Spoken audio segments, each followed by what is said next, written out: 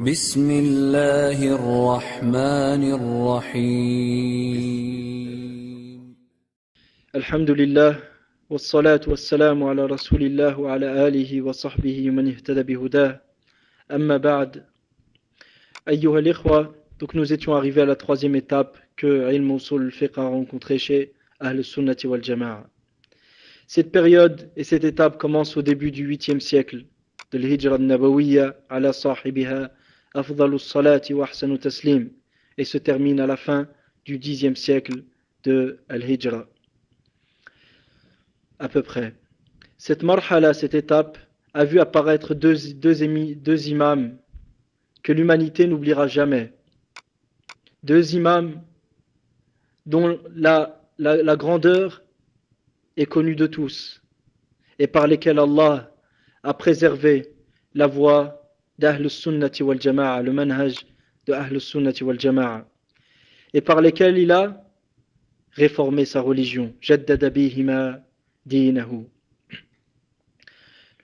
Le premier de ces imams est Cheikh al-Islam Ibn Taymiyyah rahimahullah ta'ala, et le second est son élève Ibn Qayyim al-Jawziyya, Ibn Qayyim al-Jawziyya ou Ibn al-Qayyim. On ne dit pas Ibn al-Qayyim al-Jawziyya, ça ne se dit pas. Soit tu dis Ibn Qayyim al-Jawziyya, soit Ibn al-Qayyim, mais pas Ibn al-Qayyim al-Jawziyya. Quant à Cheikh al-Islam Ibn Taymiyyah rahimahullah, son nom est Ahmad ibn Abd al-Halim ibn Abd al-Salam al-Harrani, puis le Dimashqi en affiliation à Dimashq, Damas. Taqiyuddin Abu al-Abbas rahimahullah ta'ala. Il a pris le fiqh hanbali et excella dans le tafsir et le hadith. Il dépassa ses contemporains dans la connaissance du fiqh et les divergences des écoles juridiques. Il maîtrisa la langue arabe, les ouvrages dédiés aux questions rationnelles, al-aqliyat, et ceux des mutakallimin, ce qui lui permit de leur répondre selon leurs propres règles de raisonnement.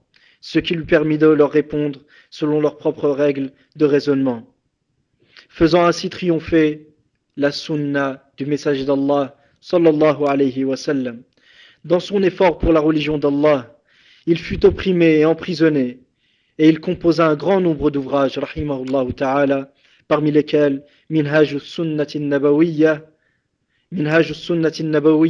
Il écrivit aussi, il composa aussi Al-Istiqamah et Dar'u Ta'arud al-Aqli wal-Naql. Et sans oublier bien sûr Majmou al-Fatawi, qui est un ensemble de ces fatawi qui a été réuni par après. Il décéda rahimahullah ta'ala en l'an 728 de l'Hijra, qui correspond à l'an 1307 de l'année grégorienne. Pour plus de détails, revoir Dhayl Tabaqat al-Hanabila, farahimallahu Shaykh al-Islam Ibn Taymiyyah rahimahullah rahmatan wasi'ah wa askanahu fasiha jannatih. Quant à son élève, ayyuha al-ikhwa, Ibn Qayyim al-Jawziyya, son nom est Muhammad, fils de Abu Bakr, fils de Ayyub, Ibn Sa'd, fils de Sa'd, Az-Zar'i, puis le Dimashqi, en affiliation toujours à Dimashq. Shamsuddin Abu Abdillah Ibn Qayyim al-Jawziyya. Il a pris le fiqh hanbali et excella et a atteint un degré le disposant à établir des fatawi. Hasala ala martabati al-fatwa. Il a tenu compagnie à Ibn Taymiyyah rahimahullah longuement et appris de lui. Il s'enrichit dans un grand nombre de sciences islamiques, ayant participé d'une manière remarquable à chaque thème. Il a participé d'une manière remarquable à chaque thème de la science islamique. Il était un ascète zahid, et plus particulièrement la nuit, fit tahajjud. Éprouvé et opprimé à plusieurs reprises, rahimahullah ta'ala. Pour la cause d'Allah, il fut opprimé et éprouvé à plusieurs reprises, comme le fut son cheikh Ibn Taymiyyah rahimahullah ta'ala. Il composa un grand nombre d'ouvrages comme Zadul Ma'ad في هدي خير العباد صلى الله عليه وسلم.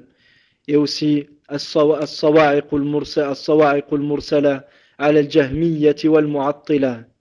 Et il décéda en l'an 751 de l'Hijra Nabawiyya ala sahibiha afdalu salati wa ahsanu taslim, qui correspond à l'an 1330 de l'année grégorienne. Les références voient Dhail Tabaqat al-Hanabila rahimahullah waskanahu fasih jannati. Donc à cette étape qui a débuté au 8e siècle de l'Hégire et s'est terminée à peu près au 10e siècle, deux grands imams qui sont Cheikh al-Islam ibn Taymiyyah et Al-Allama ibn al-Qayyim sont apparus. Et Allah a réformé sa religion et a préservé la voie d'Ahl Sunnah par la voie de ces deux imams. Ils vécurent à une époque où les efforts des mutakallimin dans le domaine de Usul al-Fiqh avaient pris de l'ampleur. Leurs livres, c'est-à-dire les livres des mutakallimin, étaient disponibles. Aussi bien les résumés, le mukhtasarat, que le mutawwalat, que les longs ouvrages, ce qui a facilité leur propagation entre les gens. Donc le fait que Kutub al-Mutakallimin était fortement présent à cette époque-là, ça a facilité à ce que ces ouvrages-là se soient propagés entre les gens. La lecture et l'étude de ces livres devint donc une chose normale et qui était une habitude et ne pouvait être blâmée à cette époque-là. Et parmi ces ouvrages-là, nous avons Al-Mahsoul de Fakhruddin Al-Razi, et de même Al-Ihkam de Al-Amidi, et de même Mukhtasar ibn Hajib et Al-Minhaj, tous deux de Al-Baydawi. Donc je répète, parmi ces ouvrages, nous avons Al-Mahsoul de Fakhruddin Al-Razi, Al-Ihkam de Al-Amidi, Mukhtasar ibn Hajib et Al-Minhaj, tous deux de Al-Baydawi. Pour plus de détails, voir Muqaddimat ibn Khaldoun, page 361. Donc l'imam Ibn Khaldoun, rahimahullah ta'ala, a cité ce point historique et comment les choses s'étaient produites à cette époque-là. Quant au rôle de ces deux imams, rahimahumullah ta'ala, on peut le résumer à ce qui suit. Le premier côté, dire la première chose sur laquelle on peut distinguer d'une manière claire l'effet et l'apport de ces deux imams est le suivant. L'établissement des règles d'Ahl Sunnati wal Jama'a. Ils ont fixé les règles de Ahl Sunnati wal Jama'a et le raffermissement des piliers de la voie des Salaf Salih radiyallahu anhum par des preuves qui sont claires. Donc la première des choses, ces deux imams, ils ont établi et ils ont raffermi les piliers d'A'aim Manhaji Ahl Sunnati wal Jama'a, les piliers des voies de Ahl Sunnati wal Jama'a et des Salaf as-Salih. Comment? Par des preuves qui étaient claires. En respectant dans toute cette démarche une référence principale qui est, comme vous le savez, les textes du livre d'Allah, la Sunna et le consensus de la Ummah. Donc en respectant dans cette démarche une référence principale qui était les textes du livre d'Allah Ta'ala, la Sunna de son prophète sallallahu alayhi wa sallam et le consensus de la Ummah. Sans oublier ce que la raison explicite et la fitra saine, al-aql al-sarih wa al-fitra al-salima indiquent. Donc sans oublier ce que la raison explicite et la fitra, la prédisposition naturelle qui est saine et qui n'a pas été falsifiée ou touchée, indiquent. Et enfin, ce que les textes rapportés des Sahaba radiyallahu anhum et des Tabi'in nous prouvent. Donc ces imams se sont concentrés tout d'abord sur le livre d'Allah, qui est une lumière pour quiconque le suit. La sunna de son prophète sallallahu alayhi wa sallam, sans laquelle on ne peut comprendre le contenu du livre d'Allah ta'ala. Le consensus de cette ummah, qui ne se réunira jamais autour de l'égarement, comme le dit la meilleure créature qui ait effleuré cette terre, Rasulullah sallallahu alayhi wa sallam, lamma qal la tajtami'u ummati ala dalala. Ma communauté ne se réunira jamais autour de l'égarement. Ma communauté ne se réunira jamais autour de l'égarement. Et enfin, la raison explicite et la fitra saine qui tous deux, bien sûr, s'accordent avec al-naqlu as-sahih, avec les textes qui sont authentiques. La raison saine, ayyuha al-ikhwa, et la fitra salima, la raison explicite et la fitra saine ne peuvent en aucun cas s'opposer au livre d'Allah Ta'ala. Ils ne peuvent en aucun cas s'opposer au livre d'Allah ni à la sunna de son prophète sallallahu alayhi wa sallam. Et bien sûr, les sahaba et qui ont vécu à l'époque de la prophétie et ont compris, comme ne le comprendra jamais, ont compris la religion comme personne ne la comprendra.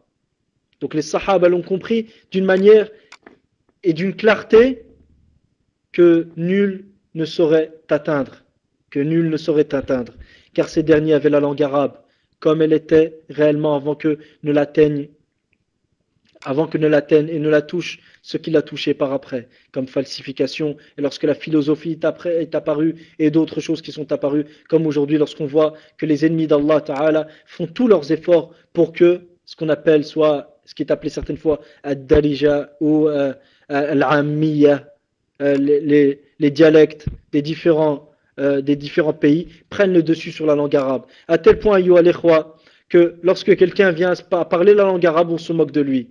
Tout ça c'est fait exprès. Pour quelle raison? Pour qu'on ne comprenne pas la religion d'Allah Ta'ala.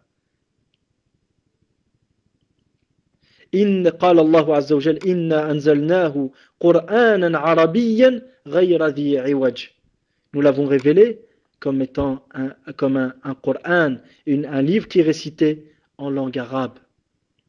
Donc celui qui n'a pas cette langue aura difficile à comprendre l'objectif d'Allah et de son prophète sallallahu alayhi wa sallam, mais ça ne sera pas impossible. Mais il ne le comprendra dans tous les cas pas comme l'ont compris les sahaba radiyallahu anhum et les tabi'in qui sont venus juste après, qui suivaient toujours la voie de ces sahaba là. Donc lorsque Cheikh l'Islam Taymiyyah est venu pour renforcer les piliers de la voie des salaf salih, il est revenu en premier lieu au livre d'Allah, la sunna de son prophète sallallahu alayhi wa sallam, le consensus de cette umma qui ne peut se réunir autour de l'égarement et qui ne peut se réunir aussi comme nous l'avions précédemment cité et comme l'a dit Cheikh l'Islam Taymiyyah avant lui, à l'imam al-Shafi'i rahimahullah, le consensus ne peut se réunir sur autre qu'un texte du Coran ou de la sunna. Le consensus ne peut pas se réunir sans aucune source à l'appui.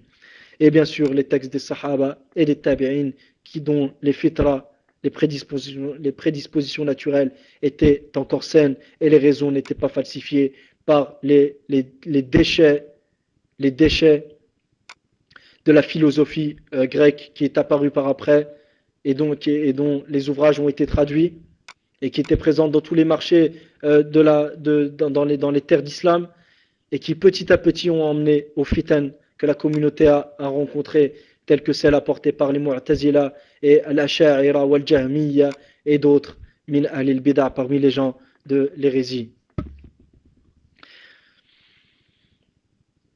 Ces deux imams donc ne se sont pas fiés et ne se retournèrent jamais vers les voies des gens, les gens du mantiq, de la logique, qui fondaient leur religion sur la logique humaine, sans regarder ce qu'Allah et son prophète sallallahu alayhi wa sallam disaient. Ces gens-là, on dit quoi? Ils ont dit les textes sont dhanni. Les textes sont dhanni. Mais la raison est qat'iyya. Les textes sont probants. Mais la raison, elle est certaine. Donc, si ce que ma raison conçoit s'oppose à ce que le texte dit, ma raison prime et je suis obligé de donner au texte un autre que son sens apparent. Donc c'est là que le bid'a est apparu et que cette maladie s'est propagée, ce fléau s'est propagé dans la umma. Donc Cheikh l'Islam Taymiyyah ibn al-Qayyim rahimahullah ne se retournèrent et ne se firent jamais aux gens du mantiq, aux manahij des gens du mantiq et les procédés philosophiques. Il est donc à constater que les sujets qu'Ibn Taymiyyah ou Ibn al-Qayyim rahimahumullah s'efforcèrent d'exposer étaient des règles générales, globales et des matalib, c'est-à-dire des sujets de recherche principaux. Donc je répète, il est donc à constater que les sujets qu'Ibn Taymiyyah ou Ibn al-Qayyim rahimahumullah s'efforcèrent d'exposer étaient des règles générales et exhaustives et des matalib, des sujets de recherche principaux pour comprendre la religion d'Allah et pour comprendre l'objectif d'Allah et de son messager alayhi salatu wassalam. Ces sujets-là qui étaient source d'un grand nombre de questions et sujets qui était source d'un grand nombre de questions et sujets pratiques. Donc en comprenant ces bases qu'ils ont exposées, ces règles générales qui sont exposées, ça te permettra de comprendre de savoir la vérité sur un grand nombre de questions qui ont été l'objet de divergences entre les gens, qui ont été sujets de divergence entre les gens ou entre les différentes factions ou entre les différents groupes ou entre les différentes écoles. Nous allons citer certains exemples, Inch'Allah, qui mettront la lumière sur ce qui a précédé. Donc parmi les exemples, nous avons ce qui suit. L'obligation de suivre le livre d'Allah et la sunna d'une manière générale. وجوب اتباع الكتاب الله تعالى وسنة النبي صلى الله عليه وسلم اتباعا عاما. Donc l'obligation de suivre le livre d'Allah et la sunna de son prophète sallallahu alayhi wa sallam d'une manière générale, sans distinction entre un domaine et un autre. Et il n'y a pas de distinction entre ce qui touche un grand nombre de la Ummah et ce qui touche 2-3 membres de la Ummah. Donc le hadith par exemple, lorsque le prophète sallallahu alayhi wa sallam dit dans Sahih al-Bukhari أيما امرأة نكحت نفسها بغير إذن وليها فنكاحها باطل, toute femme qui se marie sans l'autorisation de son tuteur, son mariage est batil, est invalide. Ce hadith, certes c'est un hadith ahad, il n'a pas atteint le degré de tawatur, donc il n'est pas certain dans son affirmation, il est vanni dans son affirmation, mais cela dit, on doit tout de même l'accepter et le mettre en pratique. Donc, ce que les Ahnaf ont dit, comment se fait-il que tout le monde se marie à Médine et que le prophète sallallahu alayhi wa sallam ne le dise qu'à une seule et même personne, qu'à une seule personne ou un nombre de personnes qui n'atteint pas le degré de tawatur, c'est-à-dire qui nous permet d'être certain que le prophète l'a dit. Comment se fait-il que le prophète le dise qu'à une seule personne alors que tout le monde se marie à Médine? Ils ont dit ça, c'est pas possible. Donc ce hadith-là, nous ne le prenons pas en compte. Donc si on ne le prend pas en compte, que va-t-on considérer vis-à-vis de la femme? On va dire la femme, comment dire, aussi bien qu'elle a le droit de dépenser de son argent sans l'autorisation de son tuteur, si c'est son argent propre, elle peut se marier sans l'autorisation de son tuteur. Donc ils ont abandonné le texte ici et ils ont mis en pratique ar-ra'i, leur pensée, et ils ont utilisé le qiyas devant un texte. Mais pour quelle raison ils ont abandonné le texte? C'est parce qu'ils disent que ce texte-là, étant donné qu'il n'a pas atteint le degré de tawatur, donc il n'est pas certain, c'est pas possible que on ne peut pas le prendre en compte dans ce qui touche un grand nombre de gens. Donc ce genre de choses, Cheikh l'Islam Taymiyyah Ibn al-Qayyim rahimahumullah sont venus pour exposer qu'il n'y a aucune différence entre un sujet et un autre. À partir du moment où le prophète sallallahu alayhi wa sallam a dit aucune chose, ala ra'si wal ayn, on le met en pratique et on n'a pas de discussion. On n'a rien à dire après. وَمَا كَانَ لِمُؤْمِنٍ وَلَا مُؤْمِنَةٍ إِذَا قَضَى اللَّهُ وَرَسُولُهُ أَمْرًا أَن يَكُونَ لَهُمُ الْخِيَرَةُ مِنْ أَمْرِهِمْ. Il n'appartient pas à un croyant ou à une croyante, après qu'Allah et son messager décident d'une chose, d'avoir le choix dans ce qu'ils font. Donc, si le prophète sallallahu alayhi wa sallam a dit ça, on le met en pratique. Et quant à leur ambiguïté qui dit que rahimahumullah, on a un grand respect pour ces savants, mais la vérité, al-haqq wa habbu ilayna, la vérité nous est plus chère, et on demande à Allah de récompenser ces savants parmi les Ahnaf, qui ont fait des efforts que nous, on ne pourra jamais atteindre. Mais on se doit quand même d'exposer la vérité qu'Allah Azza wa Jal a exposée. Donc, lorsque dans Sahih al-Bukhari, le hadith d'Ibn Omar radiallahu anhu, lorsqu'il a dit, les gens étaient en train de prier à Quba, lorsque quelqu'un est venu les voir, il leur a dit des versets du Coran furent révélés sur Muhammad sallallahu alayhi wa sallam, et Allah lui a ordonné de se mettre en direction de la Kaaba. Et ces gens-là priaient en direction de Bayt al-Maqdis, et ils se sont tournés et ils se sont mis en direction de la Kaaba. Qui est-ce qui est venu leur informer de ça? C'était une seule personne. Donc est-ce qu'ils se sont dit non, étant donné que ça touche un grand nombre de gens, c'est pas possible que lui nous en informe simplement. On va attendre jusqu'à vérifier est-ce que sa narration elle est juste ou non. Est-ce qu'ils se sont dit tout ça? Non, ils ne se sont pas dit. Et autre parmi les arguments qui montrent que la position d'Ahnaf n'est pas juste ici. Mais j'ai simplement donné cet exemple qui ne se trouve pas dans le livre de Sheikh al-Jizani. C'est un exemple que j'ai donné simplement pour exposer et pour éclairer, mettre la lumière sur les paroles du Cheikh quand il expose le travail et l'effort de Cheikh l'Islam Ibn Taymiyyah rahimahullah ta'ala. Donc premièrement, l'obligation de suivre le livre d'Allah et la Sunna d'une manière générale, sans distinction entre un domaine et un autre. Et l'interdiction de s'y opposer à cause d'un ra'i, l'interdiction de s'y opposer à cause d'un ra'i, c'est-à-dire d'une pensée personnelle, qui n'est pas fondée sur le Coran et la Sunna, comme nous avons vu pour l'exemple de la femme qui se marie sur l'autorisation de son tuteur. Et tout ce qui, donc l'interdiction de s'y opposer, c'est-à-dire de s'opposer au livre d'Allah et la Sunna de son prophète, sallallahu alayhi wa sallam, à cause d'un ra'i, ou l'œuvre d'une tierce personne, ou l'action d'une tierce personne, ou autre. Comme par exemple, lorsque l'Ahnaf, je cite l'Ahnaf, il y a d'autres savants qui ont dit ça aussi, ce n'est pas que l'Ahnaf. Ils disent, imaginez qu'un rawi, un rapporteur de hadith, rapporte un hadith, et que par son action, il s'oppose à ce qu'il a rapporté. Ils ont dit quoi? Ils ont dit, dans ce cas-là, on fait primer l'action du rawi sur la riwaya du rawi. قالوا إذا روى الراوي رواية فخالفها فنقدم عمل الراوي على الرواية. Donc ils ont dit, si un rapporteur de hadith rapporte un hadith, puis à la suite de ça il fait le contraire de ce qui est mentionné dans ce hadith là, ceci nous prouve ceci nous prouve que ce hadith là qu'il a rapporté, il a été abrogé, et nous prenons en considération son action. Ça, c'est parmi ceux qui ont dit ça, il y a eu l'Ahnaf. Et c'est ce qui les a poussés, et c'est ce qui a poussé certains savants à dire que la femme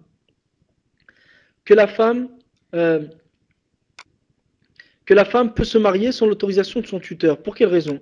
Ils ont dit, Aïcha radiyallahu anha, c'est elle qui a rapporté le hadith, c'est elle qui a rapporté ce hadith.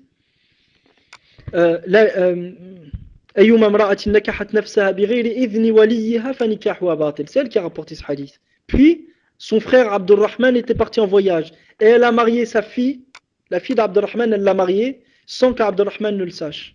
Et lorsque Abdurrahman est venu, c'est là qu'il l'a su. Donc ils ont dit quoi? Ils ont dit ici, Aïcha a rapporté ce hadith, mais elle l'a pas mis en pratique. Donc ici on fait passer quoi? On fait passer l'action de Aïcha radiyallahu anha devant ce qu'elle a rapporté. Mais ici, Al-Jumhur, ils ont répondu quoi? Ils ont dit Riwayat al-Rawi maqtu'un biha. Ce que le Rawi, par exemple ici Aïcha a rapporté, on en est certain. On sait que le prophète sallallahu l'a dit. Et on sait ce que ça veut dire. Amma ma yatra'u, ou ma tara'a, ou ma ya'ridu lirrawi min ta'wilat, فهذا لسنا نعلمه فهذا لسنا نعلمه ولا ندريه. Donc, quant à ce qui s'est passé, ce qui est arrivé à celui qui a rapporté ce hadith comme mauvaise compréhension ou comme ta'wil, où il a pensé que ce hadith-là, il avait un autre contexte et ainsi de suite, ça, nous ne savons pas pour quelle raison il a abandonné la pratique de ce hadith. فَإِذَنْ هَذَا مُحْتَمَلْ فَعَمَلُ الرَّاوِي مُحْتَمَلْ وَإِذَا تَعَارَضَ الْمَقْطُوعُ بِهِ مَعَ الْمُحْتَمَلْ فَلَا شَكَّ أَنَّنَا نُقَدِّمُ الْمَقْطُوعَ بِهِ وَلَا نَلْجَأُ إِلَى الْمُحْتَمَلْ. Donc ils ont dit quoi? Ils ont dit ce que le rapporteur a cité là, le hadith en soi, il est certain. Il est certain. Et on sait exactement ce que le prophète sallallahu alayhi wa sallam a dit. Mais ce qui est arrivé à ce rawi lui-même, comme mauvaise compréhension, peut-être qu'il a pensé que ce texte avait un autre contexte et ainsi de suite, ça on ne le sait pas. Pour quelle raison il agit de la sorte? Mais on a de bonnes pensées sur lui, car tous les sahaba sont intègres, on a de bonnes pensées sur lui, donc on lui trouve des excuses. Mais dans tous les cas, même si on lui trouve des excuses, son action entre dans le cadre des muhtamalat. Ça rentre dans le cadre des suppositions. Donc lorsqu'on a une opposition entre un texte, entre une chose qui est certaine, qui est la parole du prophète sallallahu alayhi wa sallam, et une chose qui est supposée, qui est l'action du sahabi radiyallahu anhu, il se peut qu'il sache que le hadith il était abrogé, et s'il savait qu'il était abrogé, il serait le premier à nous le dire. Comment aurait-il pu cacher ça? Il ne l'aurait pas caché. Donc les différentes ta'wilat que ce sahabi avait, tout ça fait entrer son action dans le cadre du muhtamal, de ce qui est supposé. Donc lorsqu'on a une opposition entre un texte certain et un texte supposé, surtout quand c'est une action d'un sahabi, donc à ce moment-là il n'y a pas de doute qu'on n'abandonne pas ce qui est certain pour ce qui est supposé. Et parmi les exemples qui ont été donnés, c'est que Ali radiyallahu anhu est celui qui a rapporté le hadith. Ali radiyallahu anhu est celui qui a rapporté le hadith. La yuqtalu al-muslimu bil kafir. Le musulman ne doit pas être tué pour un mécréant. Le musulman, lorsqu'il tue un mécréant, même injustement, n'a pas, la peine capitale ne lui est pas appliquée. Donc c'est Ali lui-même radiyallahu anhu qui a rapporté ce hadith, ou c'est l'un des rapporteurs de ce hadith, afwan. Et dans le même moment dans Sahih al-Bukhari, il a été rapporté que Ali radiyallahu anhu, il y a quelqu'un qui a tué un juif à son époque. Et Ali a voulu que la peine capitale lui soit appliquée. Il a voulu que la peine capitale lui soit appliquée. Donc certains savants, qu'est-ce qu'ils ont fait ici? C'est ça qui a poussé l'Ahnaf aussi, une des raisons qui a poussé l'Ahnaf, à dire que lorsqu'un musulman il tue un kafir, que la peine capitale doit lui être appliquée. Ils ont dit quoi?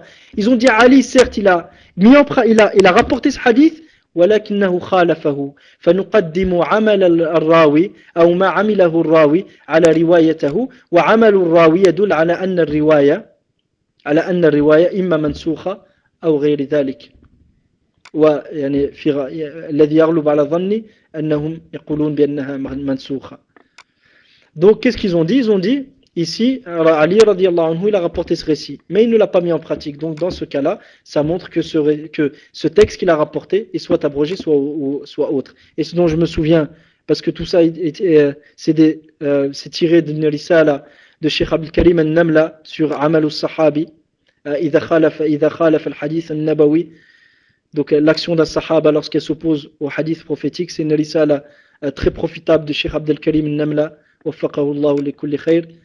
Donc, ce dont je me souviens majoritairement, c'est qu'ils ont dit que, étant donné que ici il a rapporté Ali radiyallahu anhu, il a rapporté ce hadith qui est que le musulman ne doit pas être tué pour le mécréant, mais que lui-même a voulu appliquer la peine sur un musulman qui a tué un juif, ça prouve que ce texte-là est abrogé ou autre. Et ce dont je me souviens majoritairement, c'est qu'ils ont dit qu'il était abrogé. Donc tout ça, ça va vous permettre quoi, yo al-ikhwa? Ici, la position de Jumhur, ils ont dit quoi? Ils ont dit la même chose que ce qui a précédé pour l'histoire de Aïcha radiyallahu anha. Ce que Ali nous a rapporté est certain. La yuqtalul muslimu bil kafir. Le musulman ne doit pas être tué pour un mécréant. Quant à pourquoi Ali a fait ça, est-ce qu'il avait eu un ta'wil ou non? Est-ce qu'il avait eu un Ali radiyallahu anhu, sans aucun doute, il a eu un ta'wil, d'accord? Parce que car tous les sahaba sont intègres.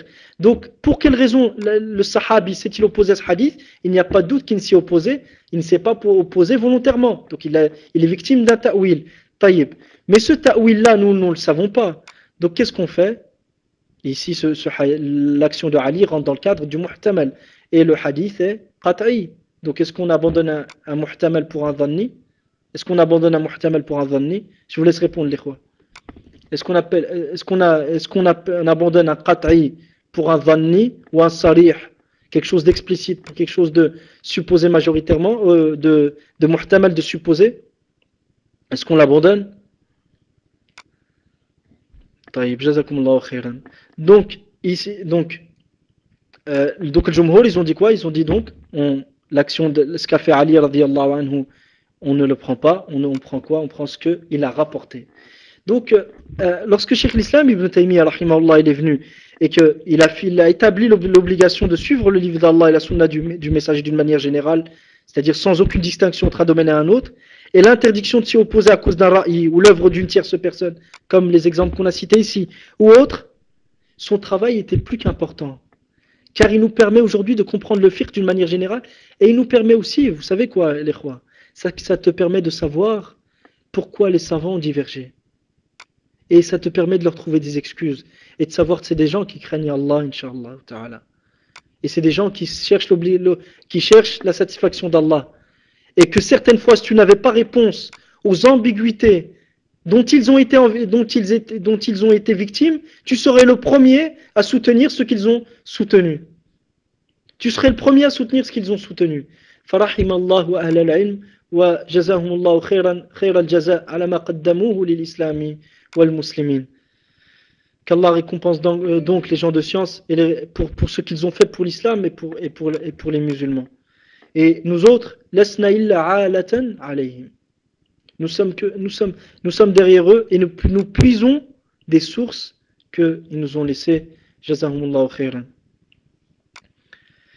Donc bien plus, ayyuha al-ikhwa, Ibn Taymiyyah, rahimahullah, Ibn al-Qayyim, lorsqu'ils ont établi ces choses-là, ils nous ont montré que le livre d'Allah et la sunna de son prophète sallallahu alayhi wa sallam doivent être placés comme base et comme fondement. Et tout ce qui s'y accorde, nous l'acceptons. Et ce qui s'y oppose, nous le réfutons. Tout ce qui s'y accorde au livre d'Allah et la sunna du prophète sallallahu alayhi wa sallam, nous l'acceptons. Et tout ce qui s'y oppose, nous le réfutons. فبين رحمهم الله وجوب اتباع الكتاب والسنة اتباعا عاما وأنه لا يجوز معارضتهما برأي أو عمل أو ذوق أو غير ذلك بل يجب أن يجعل هما الأصل فما وافقهما قبل وما خالفهما رد فما وافقهما قبل وما خالفهما رد. Donc, Inch'Allah, on va citer le deuxième point qu'ils s'efforcèrent d'exposer. C'est l'affirmation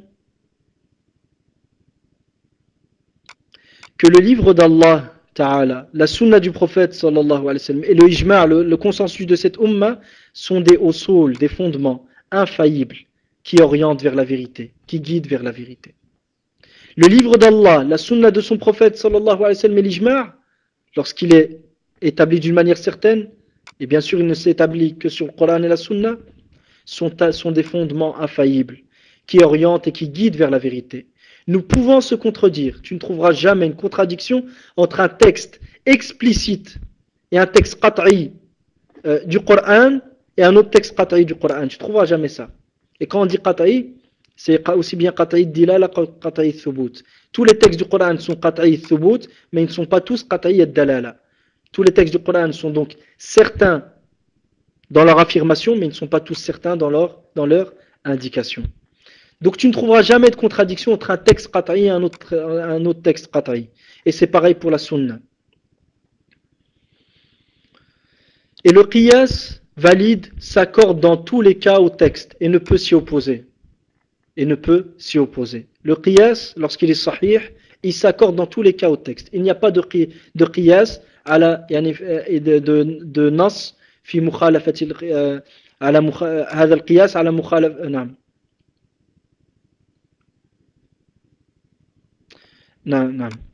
Donc il n'y a pas de qiyas qui s'oppose au texte du Coran et de la Sunna.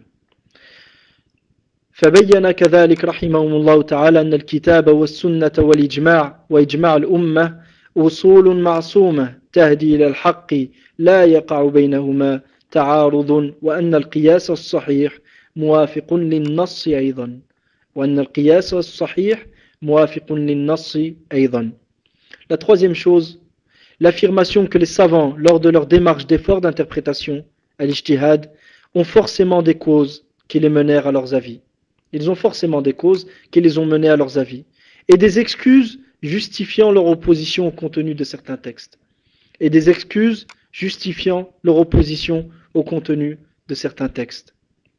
De ce fait, le devoir pour chacun de nous, dans les questions entrant dans le cadre de l'ijtihad, qui sont nommées al-dhanniyat, comme nous avons vu précédemment, est d'exposer la vérité avec al-ilm, la science et l'équité. Avec ilm, avec science, savoir et équité. Et tu dois être juste, tu ne dois pas être injuste. C'est pas avec jahl non plus, c'est avec l'ilm. Donc je répète, l'affirmation que les savants, lors de leur démarche d'effort d'interprétation d'ijtihad, ont forcément des causes qui les menèrent à leurs avis et des excuses justifiant leurs oppositions au contenu de certains textes. De ce fait, le devoir, dans les questions entrant dans le cadre de l'ijtihad, qui sont nommées al-dhanniyat, comme nous l'avons vu précédemment, est d'exposer la vérité avec ilm, science et équité. Et parmi les exemples que nous avons cités précédemment peuvent servir aussi d'exemple pour ce troisième point. ثالثا أن للعلماء في اجتهاداتهم أسبابا وأعذارا والواجب في المسائل الاجتهادية بيان الحق بالعلم والعدل والواجب في المسائل الاجتهادية بيان الحق بالعلم والعدل. Quatrièmement, les ahkam de la sharia, les statuts de la sharia qui sont fixés dans la loi d'Allah Ta'ala sont conditionnés par la qudra, la capacité et la possibilité à l'istita'a, car Allah ne charge pas une âme et ne ne confie pas à une âme plus qu'elle ne peut supporter. Je répète, les ahkam de la sharia, les lois de la sharia sont conditionnées par la qudra, c'est-à-dire dans quel cas tu es dans l'obligation de les faire, c'est quand tu en as la capacité et la possibilité. Car Allah ne charge pas une âme plus qu'elle ne peut supporter. Car Allah ne charge pas une âme plus qu'elle ne peut supporter. رابعا أن أحكام الشريعة مشروطة بالقدرة والاستطاعة إذ لا يكلف الله نفسا إلا وسعها. Parmi les exemples, imaginez que l'un d'entre vous ou l'un d'entre nous est en train de prier et que pendant la prière, il se rend compte qu'il a une najasa sur son habit. S'il peut retirer cette najasa sans découvrir sa aura, s'il peut retirer cette impureté sans découvrir sa aura, il la retire. Mais s'il ne peut pas, et que pour retirer cette impureté, il faut qu'il fasse tellement de gestes qu'il ne sera plus dans la salat aux yeux des gens, donc dans ce cas-là, la taklifa bima la yutaq wa la yukallifu Allahu nafsan illa wus'aha. Allah, il n'y a pas de responsabilité de ce qu'on ne peut pas faire, et Allah ne charge une âme que ce qu'elle peut supporter. Donc dans ce cas-là, tu pries et ta prière est valide, comme l'a dit Ahad al-Mashayikh. Donc, pareillement pour celui qui ne peut pas faire recours, par exemple pendant la prière. Donc dans ce cas-là, il penche juste sa tête autant que possible. Celui qui ne peut pas faire soujoud, il penche sa tête autant que possible. Celui qui ne peut pas se mettre debout, qu'il s'assoie, et ainsi de suite. Et il n'est pas une condition pour qu'il soit permis de prier debout, de prier assis, que en te mettant debout, tu vas quasiment perdre la vie. Non. À partir du moment où il t'est difficile et que tu es sincère, mais qu'il t'est difficile de rester debout, il t'est permis de t'asseoir. Donc la sharia, les ahkam de la sharia sont conditionnés par la qudra, la capacité et la possibilité, car Allah ne cherche pas une âme plus qu'elle ne peut supporter. وخامسا وأخيرا في هذا الوجه الأول. Donc cinquièmement et dernièrement dans ce premier côté, ce premier point, ou cette première considération des efforts de ces deux imams, c'est que le messager d'Allah sallallahu alayhi wa sallam a complété et parachevé l'exposé de cette religion, qui est donc complète et parfaite. Le prophète a exposé la religion d'une manière parfaite, donc elle est complète, elle a été parachevée. Les textes de cette religion englobent donc l'ensemble des faits et gestes de l'être responsable. Il n'y a rien que tu fasses si ce n'est que Allah Azza wa Jalla a un hukm, soit explicite, soit implicite. Soit explicite, soit implicite. Et toute chose, nous l'avons clairement exposé, comme dit Allah Ta'ala. Et toute chose, nous l'avons clairement exposé. Les textes englobent donc l'ensemble des faits et gestes de l'être responsable. Et l'affirmation que son messager, donc, et Cheikh Islam Taymiyyah Ibn al-Qayyim aussi, ont insisté pour établir un point, c'est que le message d'Allah sallallahu alayhi wa sallam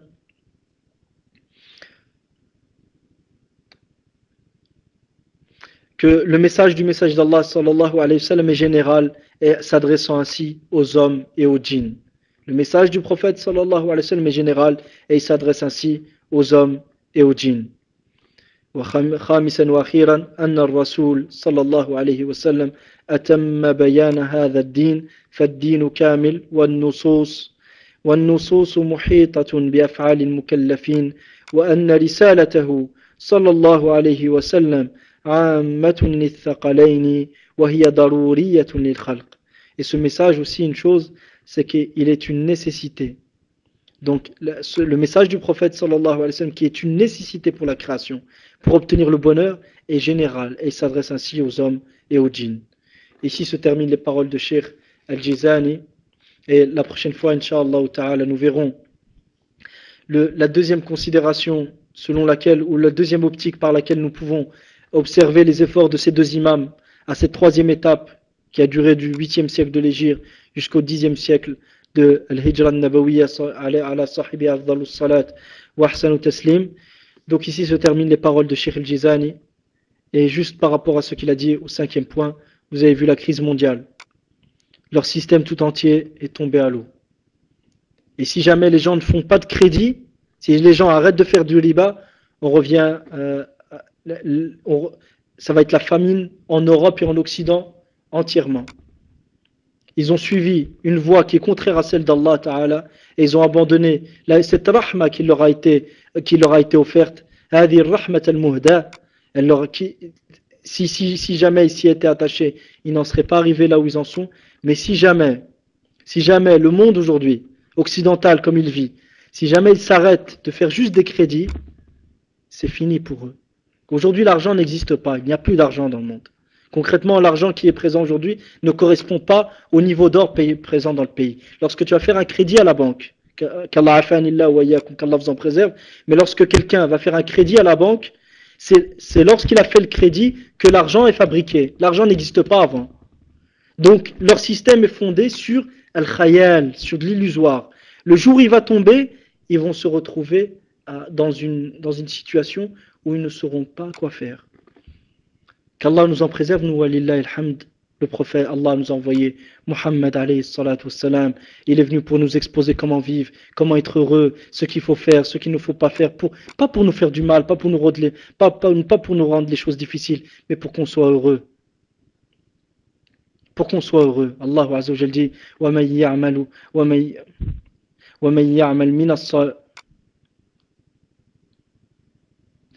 يَعْمَلْ مِنَ الصَّالِحَاتِ مِنْ ذَكَرٍ أَوْ أُنْثَى وَهُوَ مُؤْمِنٌ فَلَنُحْيِيَنَّهُ حَيَاةً طَيِّبَةً. Quiconque accomplit de bonnes œuvres parmi les hommes et les femmes tout en étant croyant, nous allons certes lui accorder une belle vie. Allah, il te donnera une belle vie. Et Allah ne t'a ordonné une chose, que s'il y a un bien dedans, soit ce bien est total, soit il est majoritaire par rapport au mal. Et lorsqu'Allah t'interdit une chose, soit ce mal est total, c'est-à-dire il n'y a que du mal dans cette chose-là, soit ce mal est absolu dans cette chose, soit il est majoritaire, il est plus grand que le bien. Mais Allah nous veut du bien. Allahu Azza wa Jal, qu'est-ce qu'il dit?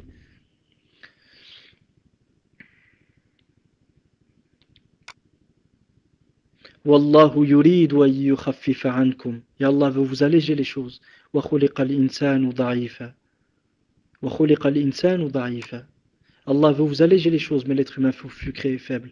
Allah Azza wa Jal dit wala taqtulu anfusakum inna Allaha kana bikum rahima. Ne vous tuez pas, ne tuez pas vos âmes. Allah est certes très clément envers vous. Donc Allah, il nous veut du bien, il ne veut pas qu'on vive difficilement. Les peines que l'on rencontre dans l'application des obligations religieuses, c'est parce que l'intérêt il est plus grand. Mais sinon, il n'y aurait pas ces peines-là. Lorsque tu rencontres une peine, sache que l'intérêt il est immense. Mais le shaitan, de son habitude, qu'est-ce qu'il fait? C'est lorsque tu fais une bonne œuvre, pendant que tu l'as fait, il te fait oublier tout le khayr qu'il y a dans cette bonne œuvre. Et lorsque tu viens faire un mal, il te diminue de la gravité de ce mal-là. Et il te donne 1001 excuses pour le faire. Qu'Allah nous en préserve et qu'Allah nous guide. Et ici se termine, ayyuha al-ikhwa, le rappel, le cours d'aujourd'hui, Inch'Allah ta'ala.